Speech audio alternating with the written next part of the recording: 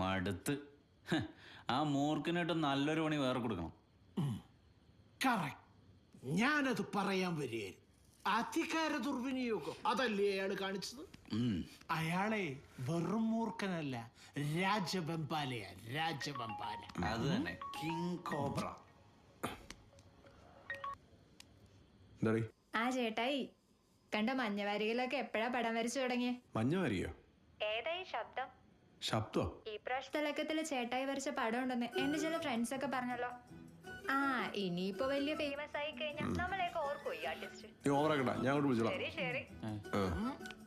കമിഴ്ത്ത് കമിഴ്ത്ത് കേട്ട് കള്ളക്കാരനാരാ?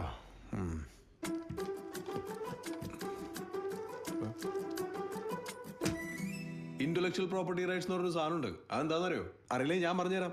ഒരാളുടെ അനുവാദം ഇല്ലാതെ അയാളുടെ രചനകൾ കോപ്പി ചെയ്യാനോ പബ്ലിഷ് ചെയ്യാനോ പാടില്ല. ഞാൻ കോടതി പോയാലേ വിവരം അറിയും, ശബ്ദവും അതിന്റെ സ്ഥാപകനും. എന്നാ പിന്നെ പോ. കണ്ടവന്റെ സൃഷ്ടി മോഷ്ടിച്ചിട്ടല്ല പൈസ ഉണ്ടാക്കേണ്ടത്, മനസ്സിലായേ? ഏയ് ഹലോ, ആളുകളോട് സൂക്ഷിച്ച് സംസാരിക്കണം. എന്തും വന്ന് വിളിച്ചു പോകാനുള്ള സ്ഥലമാണെന്ന് കരുതിയോ ഇത്? ഞാൻ ഈ മാന്യതയോടാണ് സംസാരിക്കുന്നത്. മീറാൻ്റെക്ക് ഒരു ഈ ഗതി വന്നിട്ടുണ്ടാവില്ല. ഞാൻ കോടതി പോണോ അതോ അന്തസ്സായിട്ട് എനിക്ക് കോമ്പൻസേഷൻ തരുന്നോ? കോടതി പൊക്കോ, അത് ഞാൻ തീരുമാനിച്ചോളാം. ആരാ ഇയാള്? എന്താ കാര്യം? നീ ഇതിലെഴുതിയ കഥയില്ലേ, ആ അതിലെ വരി ഇവന്റെയാ. ഓ, ഈ കക്ഷിയായിരുന്നോ? വെറുതെ അല്ല മെത്തേഡിലും കോമ്പോസിഷനിലും ഒക്കെ ഒരു മാറ്റം. ഞാൻ ഉദ്ദേശിച്ചു തന്ന് ഇമേജ് കൺവേ ചെയ്തത് വേറൊന്ന്. അപ്പൊ ഇയാളായിരുന്നു കഥാകാരൻ ആണെങ്കിൽ ഞാൻ ഒരു സത്യം പറയട്ടെ, ഈ അടുത്ത് വായിച്ചാൽ ഏറ്റവും മോശം കഥയാണിത്. കുറെ ഇമോഷൻസ് കഥാപാത്രങ്ങളിൽ ഇഞ്ചക്ട് ചെയ്ത കഥ ഉണ്ടാവില്ല, വേറും വേസ്റ്റ്.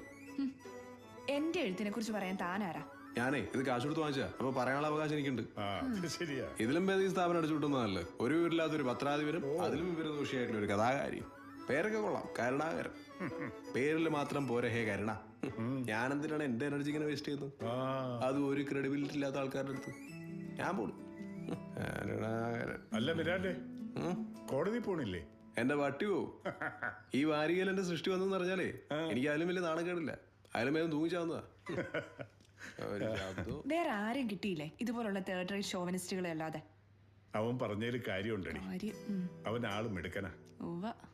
അവന്റെ ആ വരിയെ അവനോട് ചോദിക്കാതെ ഞാൻ എടുത്തിട്ട്.